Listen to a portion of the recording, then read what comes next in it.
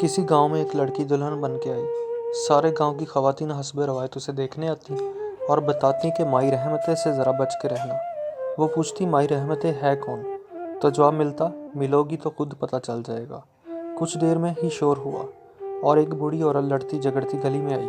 پتہ چلا کہ یہ مائی رحمتیں ہے اور ہر وقت لڑنا اس کا کام ہے۔ گاؤں کا کوئی بچہ، بوڑھا، مرد، عورت اس کی لڑائی کی ضد سے نہیں بچ سکتا، حتیٰ کہ جانوروں سے بھی اس کی لڑائی تھی۔ گاؤں کا کوئی گائے، بھینس، بیل، سنڈا، کتا، بلی، گھوڑا، گھوڑی اس خاتون کا سامنا نہیں کرتا تھا، سب سے لڑ چکی تھی۔ مائی رحمتیں نے دلہن کو دیکھا تو ناک منہ چڑھائی اور بولنے ہی لگی تھی کہ دلہن بول اٹھی، اے مائی، تیرا لڑن دا ارادہ ہے تے پہلے اصول طے کر لے۔